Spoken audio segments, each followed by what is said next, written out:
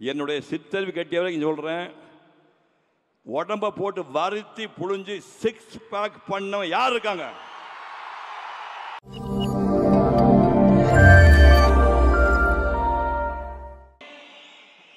இதுக்கு முன்னாடி ரெட்ரோ திரைப்படத்தினுடைய ப்ரொடியூசரை பார்த்தோம். இப்போ ரெட்ரோ நாயகனின் ப்ரொடியூசரை பார்க்க போகிறோம்.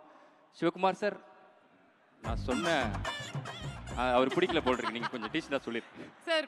இன்னைக்கு நிறைய பேர் இந்த மேடையில் அவங்களுடைய வாழ்க்கை கதை சொல்லும் பொழுது உங்களுடைய பேர் நிறைய இடத்துல இருந்துச்சு. பிகாஸ் அவங்களுடைய வாழ்க்கையை நீங்கள் உங்களுடைய சின்ன சின்ன விஷயங்கள் பண்ணி சின்ன சின்ன உதவிகள் செஞ்சு மாற்றிருக்கீங்க. That is the kind of wonderful individual you are. Tamil சினிமானுடைய என்றும் என்றென்றும் மார்க்கண்டேயன். உங்களுடைய பலத்த கரகோஷங்களுடன் let's welcome Sivakumar sir on stage. வணக்கம் sir, thank you so much for being here.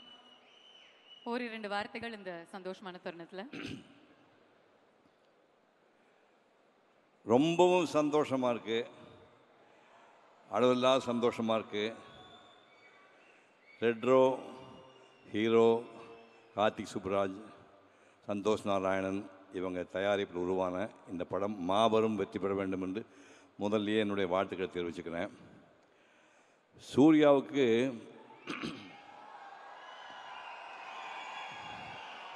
பதினேழு வயசு, சென்ட் பீட்ஸ் ஸ்கூலில் ஃபைனல் இயர் படிச்சுட்டு இருந்தார். இப்போ வீட்டுக்கு ஒரு ஜோதிடர் வந்தார், சொந்தக்காரர் தான், ஜோதிடர் வந்தார். 2 பசங்க ஜாதகத்தை கொடுங்க அப்படின்னாங்க. சூர்யா கார்த்தி ஜாதகத்தை கொடுத்தேன். பார்த்துட்டு இந்த பையன் கலைத்துறையில் பெரிய ஆள வருவான் அப்படின்னாரு. சூர்யாவா கார்த்தியா அப்படின்னேன். இல்லை சார் பெரிய தம்பி தான் அப்படின்னாரு. காலையிலேருந்து சாயங்காலம் வரைக்கும் 4 வார்த்தை தானே பேசுவான் அந்த பையன், அவன் கலைத்துறையில் வருவான்னு சொல்கிறீங்க. ஒருவேளை டைரக்டராக வருவானோ கார்த்தி சுப்ராஜ் மாதிரி, இல்லை கேமராமேனை வருவானே, முகத்தை வச்சு பண்ணுற தொழில் அப்படின்னா நடிகராக வர போகிறானா? ஆமாம் சார். யோ நீ லூஸாயா அப்படின்னா. அது மட்டும் இல்லை சார், உங்களை விட நல்ல ஆக்டர்னு பேர் வாங்குவார், உங்களை விட நிறைய அவார்டெல்லாம் வாங்குவார், உங்களை விட நிறைய சம்பாதிப்பார்னு சொன்னான். இந்த ஆள் ஏதோ மரம் கண்டு போச்சு போறதுக்கு, நீ போங்க சார்ன்ட்டேன். சூர்யா அதை பார்த்துட்டு இருந்துட்டு நான் நடிகனாக போகிறேன்னா ஐயோ நடிகன் மகன் நடிகனான்னு தலையெழுத்து எனக்கு, அப்படியே எனக்கு ஆசையே இல்லைன்னு சொல்லி அதுக்கப்புறம் லயோலா காலேஜ் போய் பிகாம் முடித்தார். முடிச்சுட்டு பிஎன்டின்னு ஒரு கம்பெனியில் போய் பிஎன்டி கம்பெனியில் போய் எக்ஸ்போர்ட் கம்பெனியில் வந்து வேலை பார்த்துட்டு இருக்கிறார். வேலை பார்த்துட்டு இருக்கும்போது நாங்கள் வந்து மலேசியாவில் ஒரு கலை நிகழ்ச்சிக்கு போயிருந்தோம். தமிழ்நாட்டுக்கு எல்லா ஹீரோயினும் போயிருந்தோம். டைரக்டர் வசந்தும் என் கூட வந்தார். நிகழ்ச்சி முடிஞ்சு வரும்போது, நிகழ்ச்சி ஒரு நாள் முன்னாடியே வசந்த் மெட்ராஸ் போகணுன்னு ஆசைப்பட்டார். மெட்ராஸ் போகும்போது எங்கள் ஃபேமிலி டாக்டர் கூட வந்தவர், அவங்களும் அதே ஃப்ளைட்டில் மெட்ராஸ் வராங்க. சூர்யாவுக்கு ஃபோன் பண்ணி, நம்ம ஃபேமிலி டாக்டர் வராருப்பா, நீ ஏர்போர்ட்டு போய் ரிசீவ் பண்ணி வீட்டில் ட்ராப் பண்ணு சொன்னேன். சூர்யா வந்து ஏர்போர்ட்டுக்கு போயிருக்காரு. டைரக்டர் வசந்த் அதே ஃப்ளைட்டில் வராரு. சூர்யா பார்த்தாரு, இந்த பையன் யாருங்க அப்படின்னு முதல்ல பார்க்குறாரு. இந்த பையன் யாருங்கன்னாருங்க. சிவகுமாரோட சன்னுண்ணா. சரின்னு போயிட்டார். 2 நாள் கழித்து எனக்கு ஃபோன் பண்ணார். சார் உங்கள் பையனுக்கு சினிமாவில் நடிக்க ஆசை இருக்கா சார் அப்படின்னாரு. சத்தியமாக ஆசை கிடையாது, சுத்தமாக ஆசை கிடையாது. அதனால ஒரு டெக்ஸ்டைல் கம்பெனியில் வந்து வேலை பார்த்துட்டு இருக்கிறாருண்ணா. நான் பேசி பார்க்கட்டுமா சார்னாரு. பேசி என்ன பிரயோஜனம், கண்டிப்பாக நடிக்க மாட்டான் அப்படின்னா. இல்லை சார் நான் நேரில் பேசி பார்க்கணும். ஒரு நாள் காலையில் 7 மணிக்கு அவர் கம்பெனி கிளம்புக்கு முன்னாடி வந்தார். 2 பேர்த்த அறிமுகப்படுத்தி வச்சேன். தம்பி உனக்கு சினிமாவில் நடிக்கிறதுக்கு ஆசை இருக்கா? ஐயோ பயமாக இருக்கு சார். என்ன ஏன் பயம்? 25 வருஷமாக உங்கள் அப்பா சினிமா நடிச்சிட்டு இருக்கிறாரு, அவர் உங்கள் வீட்டிலே இருக்காரு, அவர் பார்த்து பயப்படுங்க நீ? இல்லைங்க எனக்கு சினிமா பற்றி ஒன்றும் தெரியாது, எங்களுக்கு எதுவுமே தெரியாத பையன்தான் வேணும் அப்படின்னு விட்டாங்க. 3 நாள் யோசனை பண்ணார். ஒரு அட்டெம்ப்ட் பண்ணி பார்ப்போம், ஒர்க் அவுட் ஆச்சுன்னா பார்ப்போம், இல்லைன்னா பழையபடி கம்பெனிக்கு வந்துடலாம்னு சொன்னார். மேக்கப் டெஸ்ட்டுக்கு Mani Ratnam producer, Vasanth sir director, makeup டெஸ்ட்டுக்கு கூட்டிகிட்டு போகிறாங்க அந்த பையனை. நான் ஃபோன் பண்ணி மணிரத்னன்கிட்ட பேசினேன். சார், சிவகுமார் பையன்னு நீங்கள் ரொம்ப கற்பனையெல்லாம் பண்ணி எதிர்பார்த்துடாதீங்க. சினிமாவை பற்றி எதுவுமே அவனுக்கு தெரியாது. அவன் 22 வயசு வரைக்கும் மெட்ராஸ் கூட என் ஷூட்டிங் எதையுமே பார்த்ததில்லை. நல்லா ஞாபகம் வச்சுங்க, மெட்ராஸில் என் ஷூட்டிங் சூர்யா பார்த்ததே கிடையாது. நீங்கள் மேக்கப் டெஸ்ட் பண்ணி பார்த்து ரொம்ப எதிர்பார்த்தேன் சார், உங்கள் பையன் ஏமாற்றிட்டான் சாரி அப்படின்னு திருப்பி அனுப்பி ரிஜெக்ட் பண்ணிங்கன்னா அவன் லைஃப் வீணாக போய்டு. இப்போவே அனுப்பிடுங்கண்ணே. We have 200% confidence in him, will take care of him அப்படின்னு சொல்லி டெஸ்ட் எடுத்து ஓகே பண்ணிட்டாங்க. நேருக்கு நேர் படம் ரிலீஸ் ஆச்சு. அந்த முதல்ல கேட்டீங்கல்ல, அவள் வருவாளா அவள் வருவாளா பாட்டு, அந்த பாட்டு ஷூட் பண்ணியாச்சு. அந்த படத்தை பார்த்து டைரக்டர் ஒரு வார்த்தை சொன்னார், இந்த க்ளோஸ்அப் இருக்கிற சூர்யா கண்கள் வந்து தமிழ்நாட்டுக்கு பெண்கள் தூக்கத்தை தொலைக்கக்கூடிய கண்கள்.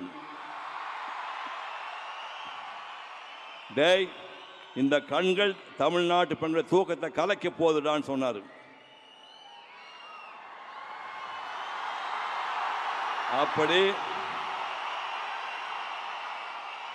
சினிமாவையே கனவு கூட நினைக்காத இந்த பையனை ஒரு நடிகனாக்கிய டாக்டர் மணிரத்னம் அவர்களுக்கும் வசந்த் அவர்களுக்கும் பாதம் தொட்டு நான் வண்டியை தெரிவித்துக் கொள்கிறேன்.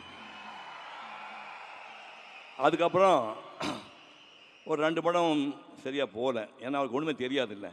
அப்புறம் பாலான்னு ஒரு டைரக்டர் வந்து நந்தான்னு ஒரு படத்தை எடுத்து, டேய் தமிழ்நாட்டில் மிகச்சிறந்த நடிகர் ஒருத்தனை வருவிடான்னு ப்ரூவ் பண்ணார். அந்த பாலாவுக்கு இப்போது நான் நன்றி தெரிவிக்கிறேன். ஒரு ஃபுல் ஃப்ளெஜ் ஹீரோ ஆனுங்கிறதுக்காக ஒரு ஜீன்ஸ் பேண்ட் போட்டுட்டு 4 மணி நேரம் டான்ஸ் ஆடுவார் வீட்டில். 4 மணி நேரம் நான் பார்த்துருக்கேன். பேர் பாடியில் ஸ்வெட்டு ஒழுகிட்டே இருக்கும். 4 hours நான் ஸ்டாப் டான்ஸ் ஆடுவார், டான்ஸ் கற்றுவங்களுக்காக. அதுக்கப்புறம் சங்கர் மாஸ்டரு, பாண்டியன் மாஸ்டர் கூட்டு அதிகாலை 4 மணிக்கு பீச்சில் போய் குட்டிக்கரணம் போட்டு ஸ்டண்ட்டெல்லாம் கற்றுக்கிட்டுறாரு. என்னுடைய சித்தறிவு கட்டியவரை இங்கே சொல்கிறேன், உடம்பை போட்டு வருத்தி புழிஞ்சு 6 பேக் பண்ணவன் யார் இருக்காங்க? ரொம்ப ஹம்பிளாக சொல்கிறேன், சூர்யாவுக்கு முன்னாடி 6 பேக் பண்ணவங்க தமிழ்நாட்டில் எந்த நடிகர் இருக்கிறான்?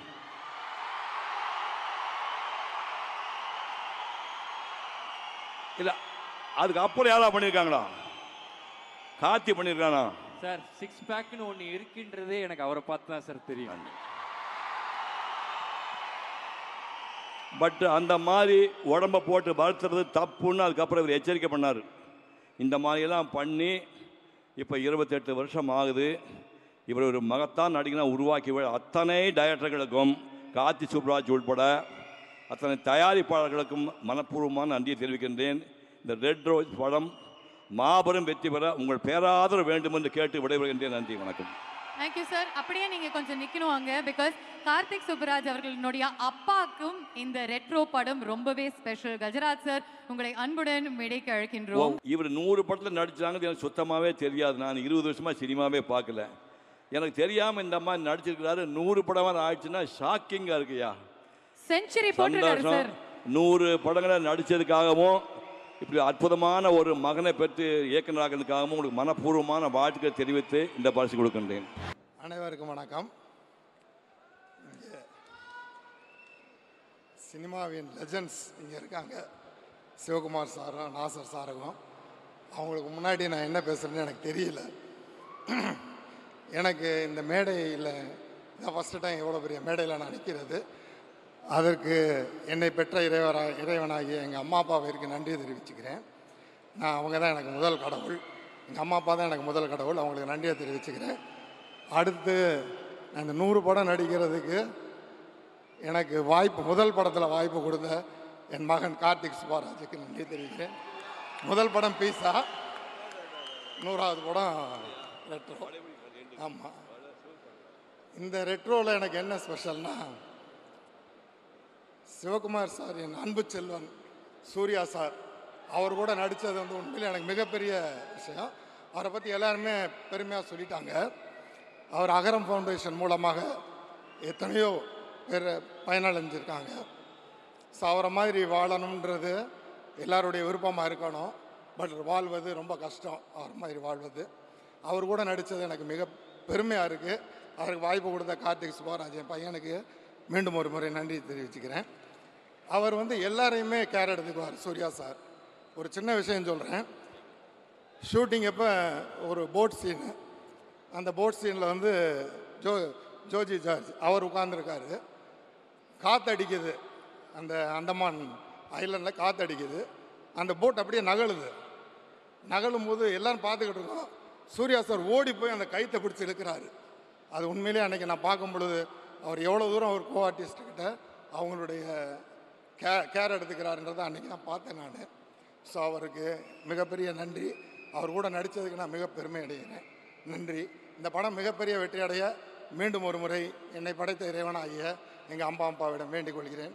நன்றி, வணக்கம். இதற்கு வாய்ப்பளித்த ப்ரொடியூசர் 2D ப்ரொடியூசர் ராஜசேகர் சாருக்கும், ஸ்டோன் பெஞ்ச் என் மருமகன் கார்த்திகேயனுக்கும், ஆமாம் அவர் என் மருமகன் தான், அவருக்கும் நன்றியை தெரிவிச்சுக்கிறேன். நன்றி, வணக்கம். Thank you sir.